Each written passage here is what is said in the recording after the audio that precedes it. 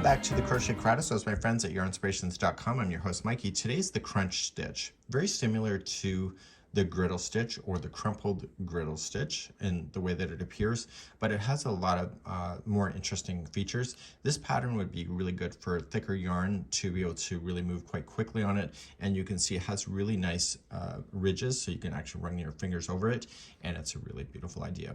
To do this pattern, it's of multiples of 2 plus 1, so just keep it in sets of 2, and then at the end of the chain, just add 1. Let's begin.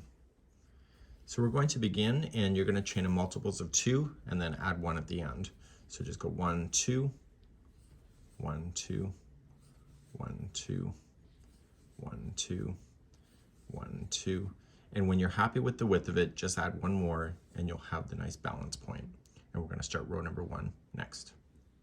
To start, you're going to go second chain from the hook, so just count it back, and you're going to just slip stitch into the second chain. So just going on in, pull through and through. So this is technically a stitch, it's just a slip stitch. The next chain, it's going to be a half double crochet.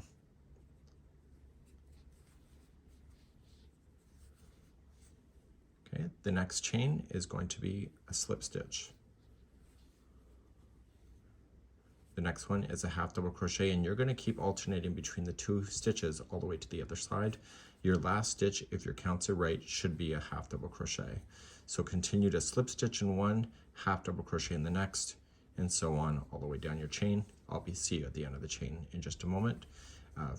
Just put me on pause, and for those that are continuing to go with me and just watching, so I'm half double crocheting, I'm slip stitching, and the very last stitch here should be a half double crochet.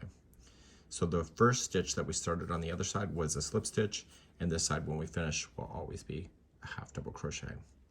Let's turn your work and do row number 2. Row number 2 is the repeat for the rest of this until you're happy and it's done. To start off, you are always going to start off with a slip stitch, so you have to chain 1 first and slip stitch into the top of the first half double crochet. The next one, once we get that done, is going to be a half double crochet that will sit in the slip stitch. And if you can just look at it, just see this, that there's not a lot below it, that means that this is a slip stitch. So this time we have to put in a half double crochet over it. So this one here is a half double crochet. See how there's 3 pieces here? So this has to be a slip stitch.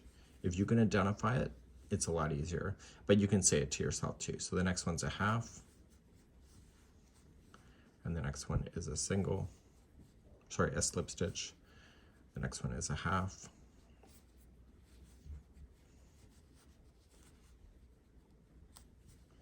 and the next one is a slip.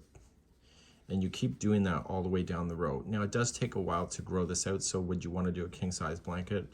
Only if you really wanted to, but it would take you a while to do it for sure. But the ridge work that you can get is really amazing. So the very last stitch here should be a half double crochet. So you'll always start off with a slip stitch and always finish off with a half double crochet. Turn your work, let's do 1 more row. So you're going to chain 1 first, and you start off with a slip stitch because this is the first half double crochet. So you slip, and then you start your alternating. So the next one has to be a half, and then a slip,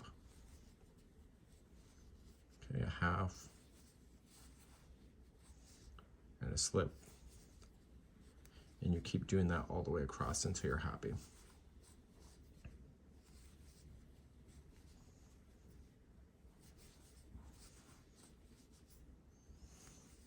So if you ever lose your way, it won't look the same. So it's easier to be able to kind of look at it if you're paying attention and say, okay, something looks weird. It means that you may not have done it right, but you can see that these lines will lift off. And you just keep doing those rows over and over until you're happy, and you can finish off when you're ready. This is the crunch stitch.